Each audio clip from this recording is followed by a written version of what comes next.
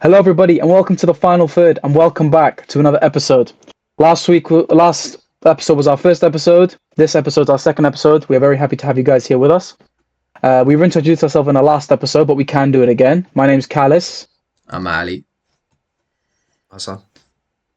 and today we have quite a few topics to talk about. But first, we'll start off with the reveal from the previous quiz.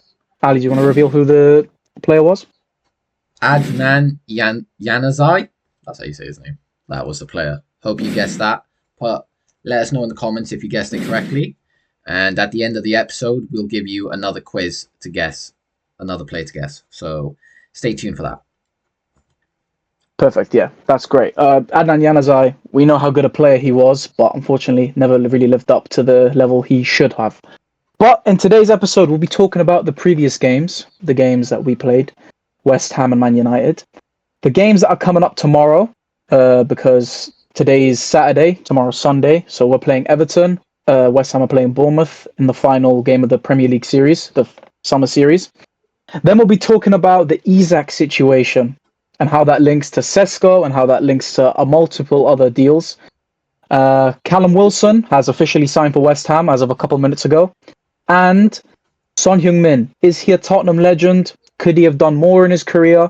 We'll have a look at that. And at the end, like Ali said, we'll introduce the new quiz. But let's get started with the previous games.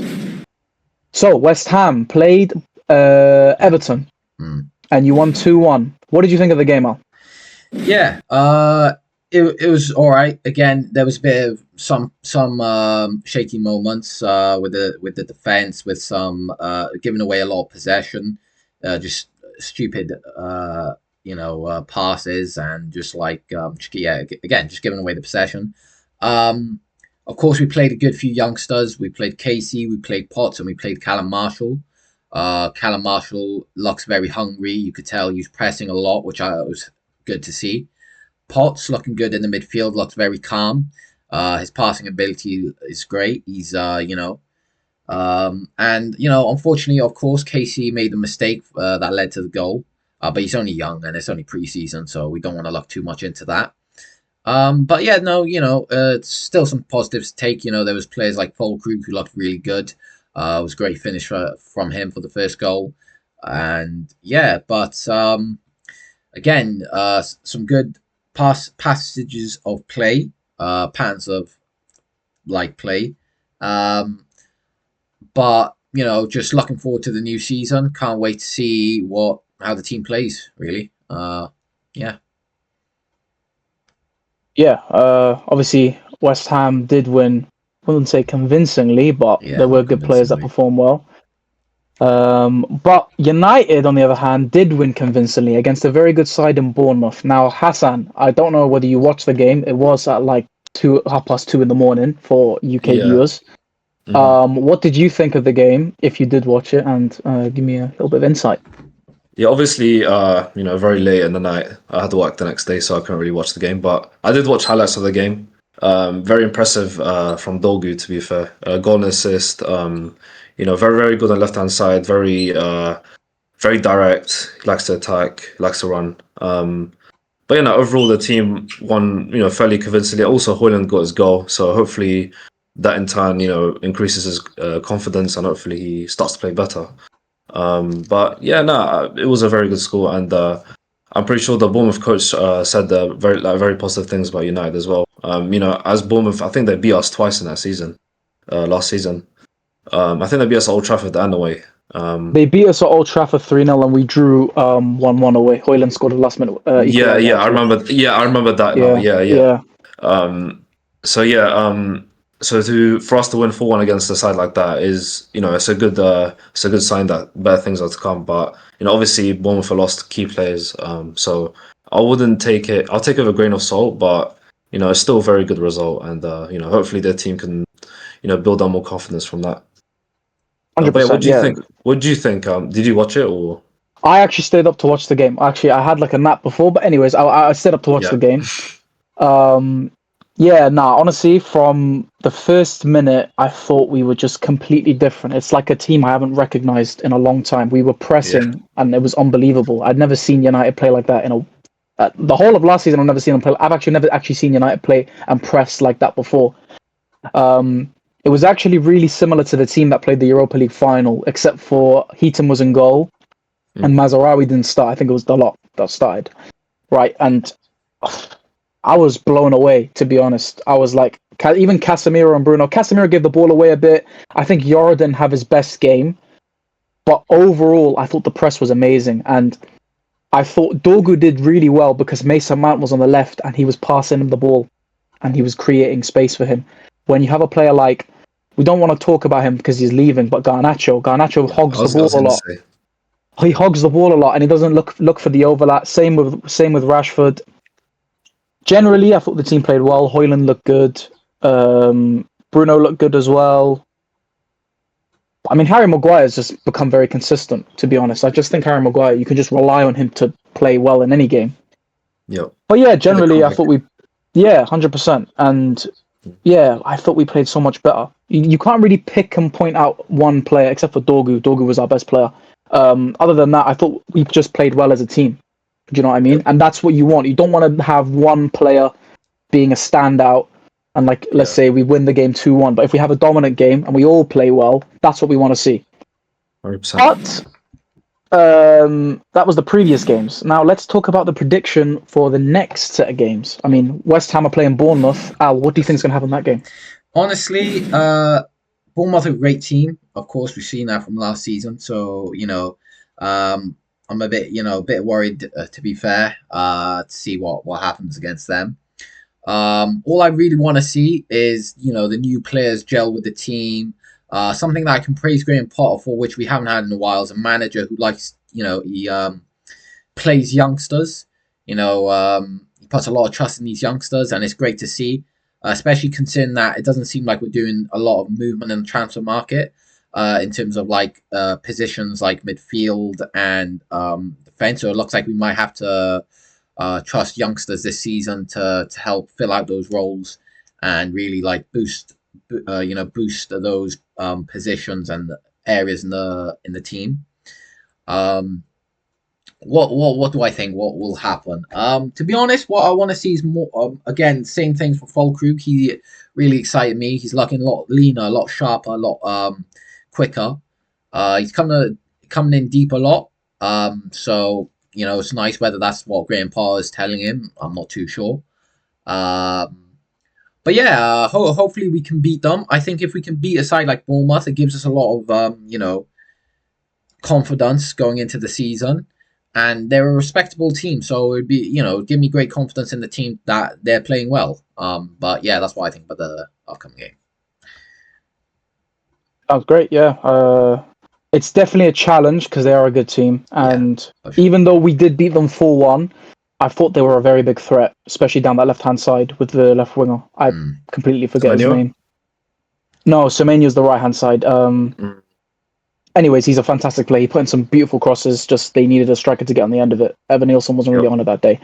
But United, Mbeumo is likely to make his debut, and Cunha should be back as well. Are you excited to see those two link up for Man United for the first time? Yeah, 100%. Obviously, we haven't seen Mbeumo yet, so that'll be very exciting. Hopefully, we'll see promising signs down that side because previous games, left-hand side has pretty much been like the forefront of the attack. So hopefully we see more action from the right side, and Mbeumo is a very good player, very versatile player, very quick as well. So yeah, we'll see how it goes. And obviously Cunha has shown great signs as well. Obviously with Cunha, very direct, very talented, and yeah, I just want to see the team press high and attack. But yeah, Everton are also a decent side. Of course, not as I wouldn't put them above Bournemouth, but. Still a decent side, and as we want to see for United, we just want to see them continue winning games and having this winning mentality. But yeah, what are your thoughts on the game tomorrow? Well, if we can play the similar way we played the last two games, I think we'll make it very hard for them because obviously most teams nowadays like to play out from the back. I'm not sure whether David Moyes has got Everton playing like that. Not really known for it, is he? Yep. More long ball FC, hard work, nitty gritty, Yeah. We saw that at United, we saw that at West Ham. Do you know what I mean? But generally, I think if they even try to play out the back, we're just gonna just kill them in the press. We look really fit this season. You know what I mean? We just look like we can, because we have players that were good at pressing before, but it seems like the players that weren't good at it are good at it now. Like Ahmad was fantastic at it before, but you've got players like Bruno who wasn't very good at pressing, seems to be directing his press correctly now. And players in general look more fit as well, like the physique. 100%. Yeah. Yeah, They're lean. They look like they run way more. yeah, I just think that the team generally looks good, and I'm very excited to see how Cunha and Mbeumo link up because they're both very direct. They both can create for the striker. They can both create for themselves. You know, they can do everything in terms of what yeah. you want from a attacking midfielder slash winger. So it's very exciting. I mean, we could give score predictions, I guess. I'd probably predict about 3-1 to United. What about West Ham, Al? Um, Honestly, if we were to win, I don't reckon it'd be by a lot. I reckon it'd be like a 2-1 because I don't see us not conceding. Considering that our teams have been making some mistakes leading to goals. So again, if we were gonna win, it's gonna be 2-1. But I'm not completely confident that we will win. So again, I can see it going 2-1 our way or Bournemouth's way. Yeah, Yeah. 100%. Now let's get on to the Juicy main stuff. topic of today, the juicy stuff. Exactly. So there's been some news about Alexander Isak from Ben Jacobs. Liverpool have no plan to make a second bid. Their first bid was 110 million fixed with no add-ons. Personal terms are not an issue. Liverpool were optimistic this morning, but Newcastle's response was so quick, and it is very unlikely Liverpool will bid again unless they receive any optimism from Newcastle. If Isaac decides to double down and push for the move, and Newcastle were likely to get replacements, Liverpool could definitely revisit the situation. Now, Newcastle are in a very big situation because they are looking at replacements and multiple different type of replacements. But it's more on Liverpool now because they made a 110 million bid. Now that already breaks the record they set with Florian Wirtz, which was 100 million pounds plus add-ons. But the fixed fee obviously is 110. Now, do you think a player like Isak is worth that price in this current market? Yeah, to be honest, I do. I think Isak, like I've said before in the previous episode, I think he's top three strikers in the world. And in this day and age, strikers win you games. Obviously, sound like Michael Owen saying that, but no, when you've got players like Caicedo going for 100 mil, 150 mil for someone like Isaac is just it's an easy deal right there, especially for a striker of his caliber and for what Liverpool are looking for, which is obviously a striker. Of course, they bought Ekatike, but someone like Isaac is on another level in terms of talent, and that could just bring them to another level of dominance. And so I personally believe that it would be worth the amount of money they spend. I do find it crazy the amount of money they've already spent and the fact that they still have funds to be able to buy him. Um, I think personally, the way Isaac's been going around with the situation is unprofessional. I believe that Newcastle have shown nothing but love from the fans, from the club, and so for the way he's been, missing training, I think it's just disgusting, personally. But I get it. He wants that move to Liverpool. Who wouldn't? But to act so unprofessional is just not right, personally. I don't know about you boys, but 100% I agree as well. Yeah, 100%. I agree. Hassan, what else do you think about the deal? I think honestly it's scary. It shows how competitive Liverpool are this season. Even after winning the Premier League last season, they're still showing, eagerness to win the league again, and hopefully, I mean not hopefully, but other trophies as well. But yeah, no, I think for a player like Isak, yeah, he is worth that money in this current market. Although it's a bit ridiculous, to hear these like fees recently, it is fairly normal for what's like the current market right now. Like 5-10 years ago, you wouldn't think that 100 million would be so common, but nowadays it's proven to be that. But I think he's a top player. However, I think as Ali's mentioned, the way he's been acting is unprofessional, and he should have definitely gone about things with a bit more class. And obviously, with the fans and the club supporting him, he should be a bit more a bit more supportive in how he's like dealing with the situation. Keeping his head down, working hard in training, but also, try to push move in different ways, not pushing it by, skipping training and, disrespecting the club in general. So, yeah, no, I mean, yeah, it is going to be a very interesting few weeks. But yeah, no, I think Isak is in his right to force a move out, but not in that way, I think. But what do you think, Carlos? Like, do you think what he's doing is like reasonable, or he's going a bit too far? I think there is a certain way you can sort of do things in terms of. I Yeah. think Isak's gone the wrong way about it. I think if you want to go to Liverpool, I think you just got to be a bit more professional. I think Liverpool will bid no matter what. There's no need for you to double down, and Yeah. because if Liverpool clearly they have the money, so they're going to bid no matter what. I think if Isak is more professional, he doesn't have to sign a new contract, but maybe that is the reason why he's not gone on tour with them. And do you know what I mean? Maybe it's more the club want to protect an asset, and if Liverpool bid the correct amount, then yeah. I just think it's crazy the fact that they did buy a Katike for what 80 million, and He's obviously been backup striker, basically. you've bought an 80 million backup striker. It's like it's. Yeah. I think either they rushed it or they knew Isak could be available and they wanted to get two strikers, which I just don't think is fair on Ekatike. You don't spend 80 million on a player and put them on the bench. It's as simple as that. It could Because of also a be a player way you bought for further down. No, Yeah, I don't want to cut you Karen, off there. I don't want to cut you off, but it's like it could be also a way to stop other teams from gaining Ekatike Yeah. because they knew Man United was interested in him, so maybe it was their plan to like not allow a player like him to go to a different club in case he But does if you well. think about it, it's if you think Isak is the player that fits your team, why would you care if Ekatike goes to a Man United or a Newcastle?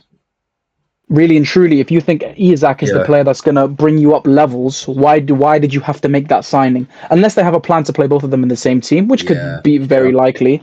Like they could play Katike on the left wing and Isak on striker, or they could Yeah. play a double striker formation, which obviously that's possible as well. Bit But rare I just think in this. it is very rare nowadays. in this time. So It's it just is very 4-3-3. strange. Yeah. Yeah, 4-3-3 mostly. That's the exactly. But I think Isak has kind of got his right to push for Liverpool. Liverpool are going to challenge for titles and all that. And Newcastle, yeah, they're in Champions League, but are they really going to challenge for it? Probably not.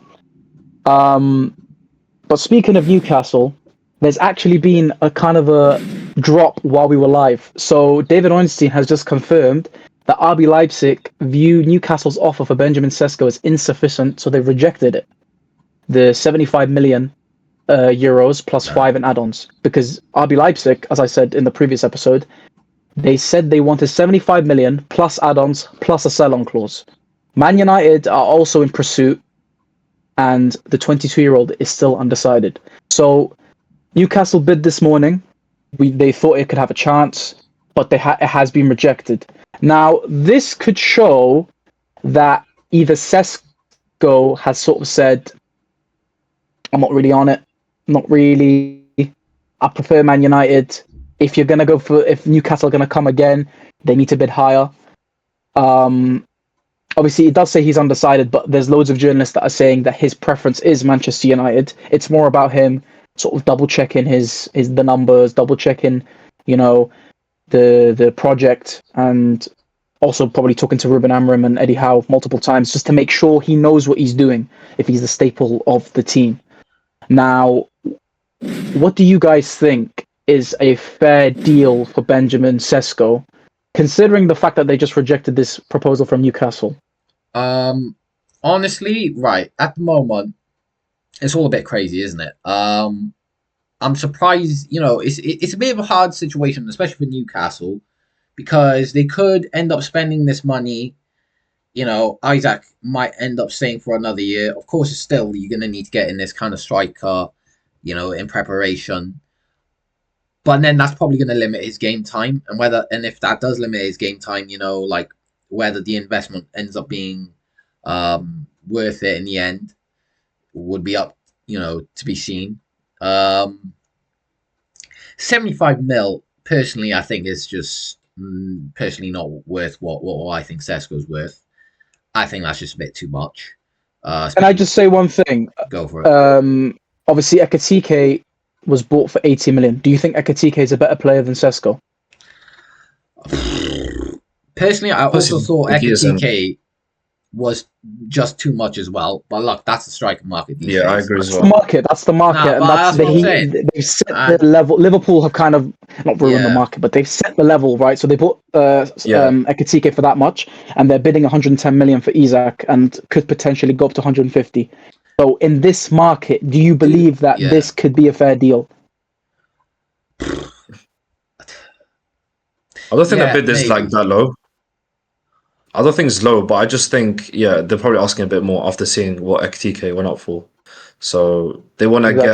get that amount of money. You know what I mean? They're expecting that much. Yeah, Yeah. I think, yeah, like Hassan says, I completely agree with that. I think they've seen what Liverpool got Ekitike for, and they believe that Sesko is obviously on the same level, is what they believe, and believe that they can get the same kind of money for him.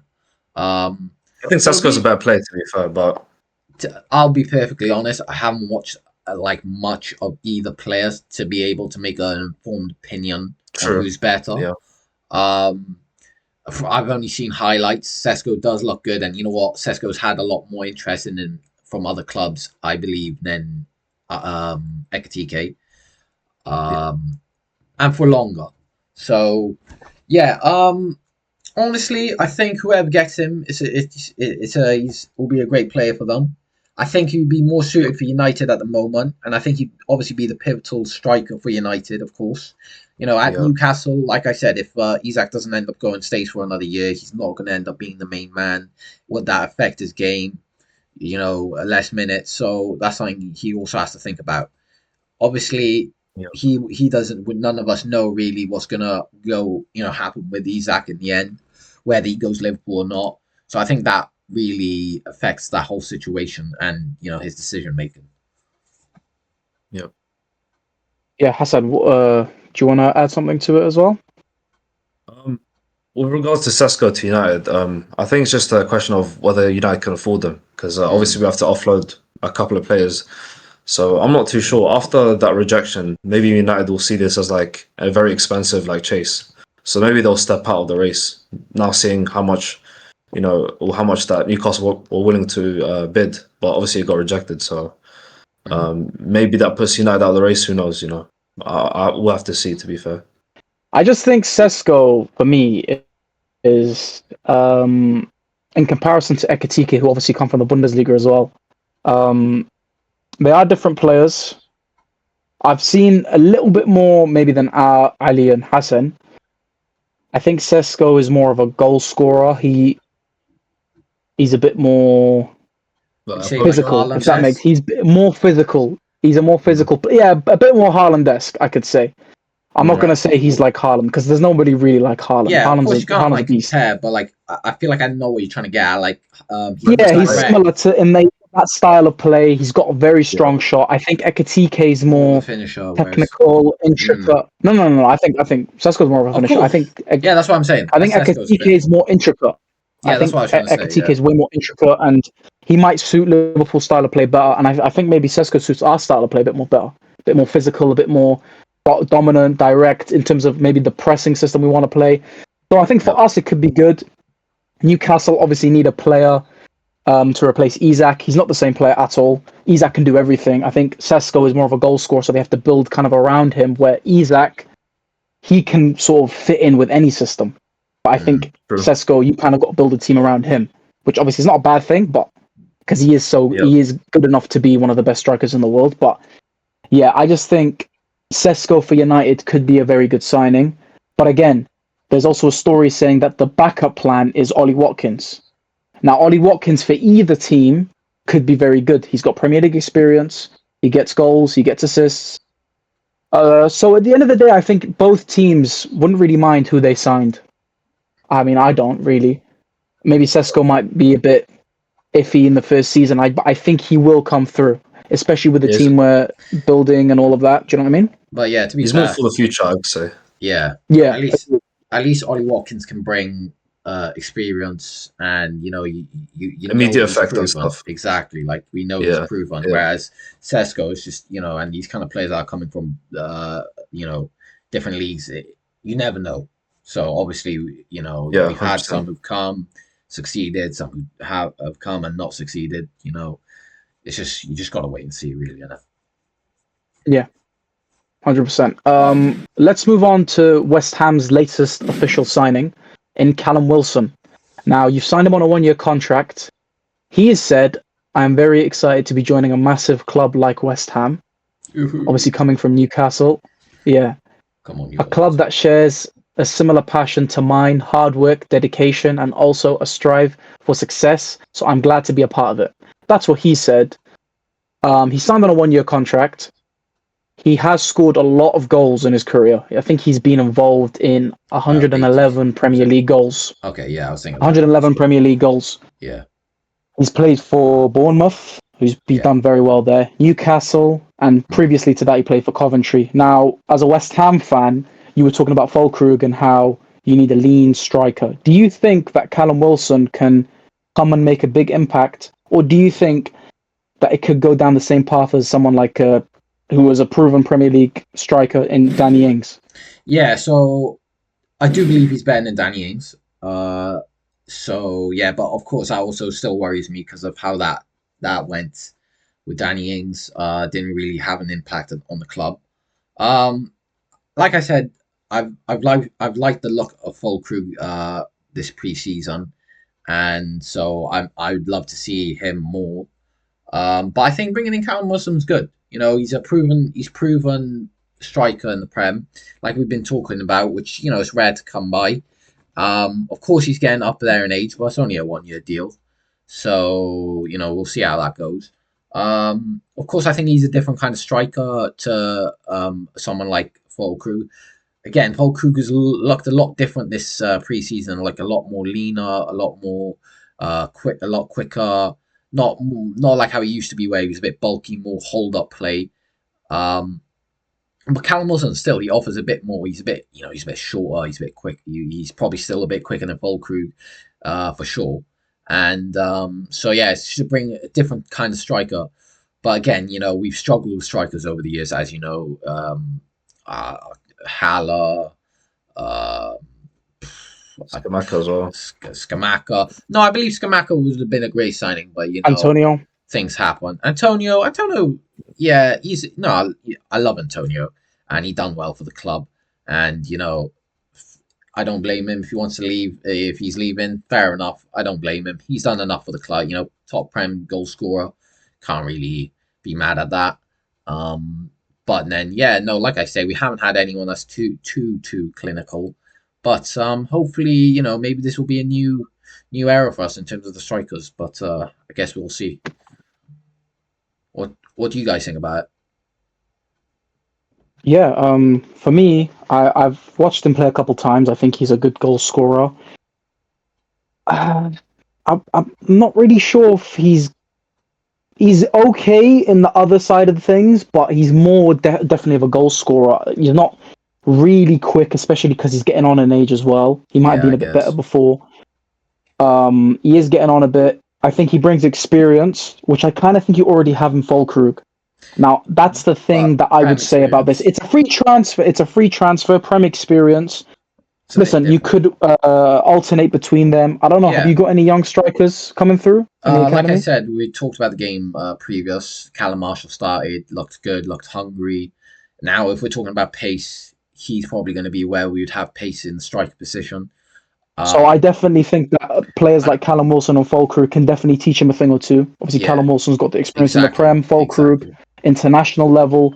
So, yeah, I think it can be a good signing, but I just think he has to help the younger players. These are the type of signings that you'd want to come Yeah, in and sort of make an impact on the squad more than just themselves and be a massive, you know, I big agree. I signing. You know fully what I mean? agree. I think that's a great point. Hassan, what do you think? Yeah, no, obviously, they do have an experienced striker and Fulkrug, but I think more experience is always a good thing. And as you said at the very start, 111 goal contributions is a very impressive stat. So I think that's what West Ham needs, and yeah, it's a very smart transfer for them. It is a free transfer, Yes, so exactly. Free for the transfer. for the most part, it can't really be a bad signing. It's already a good signing. It's free.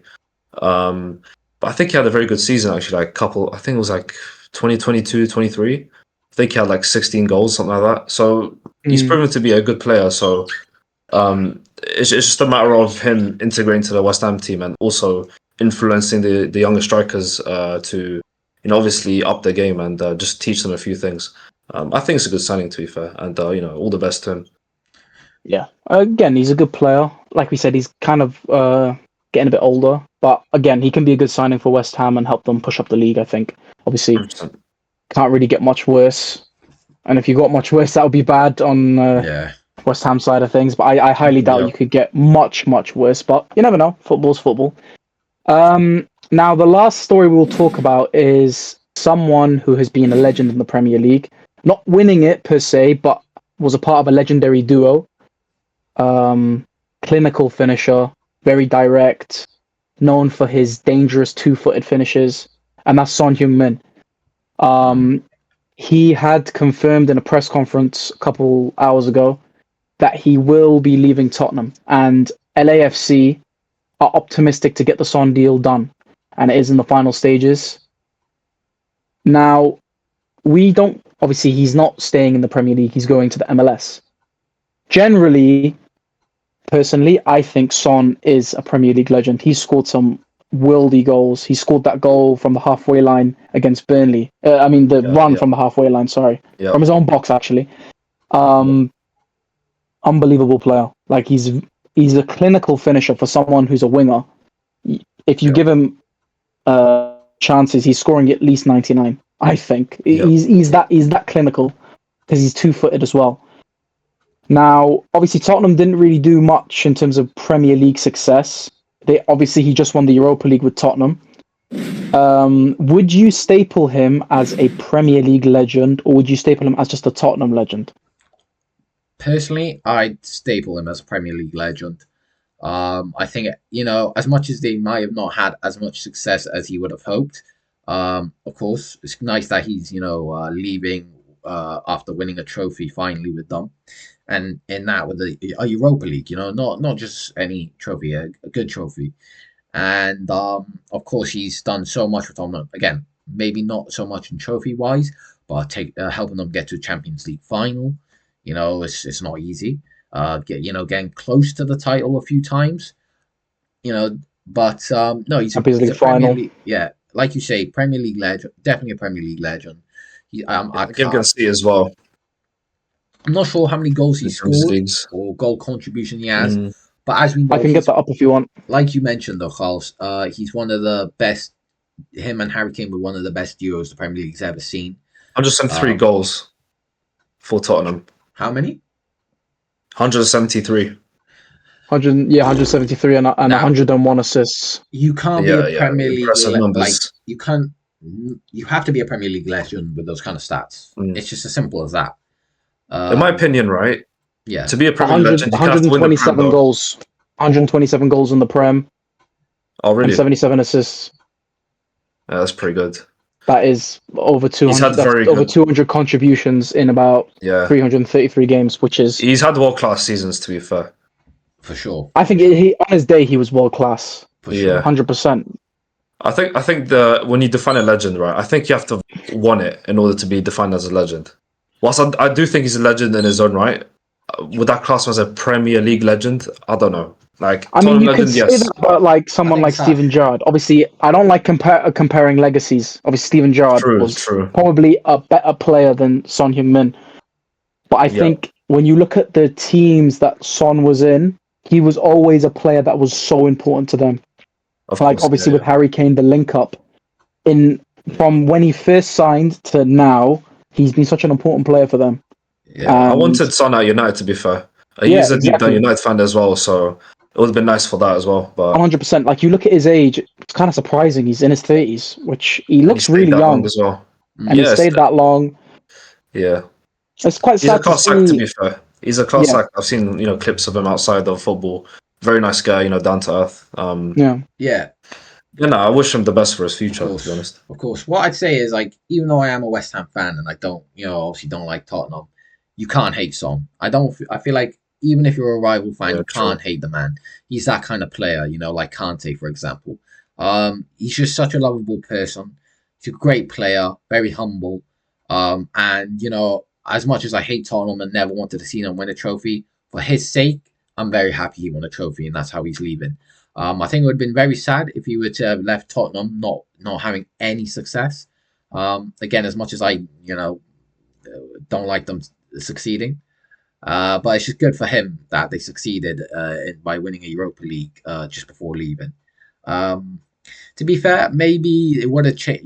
Maybe he wouldn't have left if they hadn't won a trophy. But yeah, that's what I think about him. I think he's Premier League legend. Yeah, I agree. I think Sons has his legacy as a Tottenham legend. And when you look at his stats, I've seen players with worse stats being seen as Premier League icons in terms of at least Premier League heroes in that sense, cult heroes. He's more than a cult hero. I think he's just a fantastic, especially in the period, you would say he's been very consistent. Maybe the last season he's fallen off a bit, but other than that, he's always up in and amongst the top goal scorer and all that. He's won the Golden Boot, I think. I'm pretty sure he won the Golden Boot. I might be wrong. I'm not entirely sure. Yeah, I think he did. But yeah, honestly, guys, it's been a great chat. We've talked for a while. We've talked over multiple topics. But I think it's time to end the episode with our favorite part, the quiz. Right. All right, guys. We're going to have to guess player again. Okay. Again, going to give you 5 facts. So, the first fact. He wore the number 10 shirt for Parma before moving to England in the mid-season of 1996. Second fact. He was one of the first foreign players to win the Premier League Player of the Month award after just 1 full month in England. Third fact. He scored the decisive goal in the 1998 UEFA Cup Winners' Cup final just 21 seconds after coming on as a substitute. Fourth. In 2004, he was awarded an honorary OBE for his services to English football, despite being Italian. And the fifth fact, after retiring, he briefly managed West Ham and later Birmingham City, but neither spell was notably successful. I hope you can guess that. Let us know in the comments who you think it is, and next episode we will reveal the player. Thank you guys for coming. It's been another good episode. Obviously, only second time, but we are very happy to have you guys here with us. Hopefully, you can guess the player. We thank you. We hope you can leave a like, leave a comment for any suggestions you think we should add for the next video, and hopefully you guys can subscribe and turn on notifications. So, from me and from the boys, we'd like to say thank you very much, and see you in the next one. See you in the next one. Take care. Take care.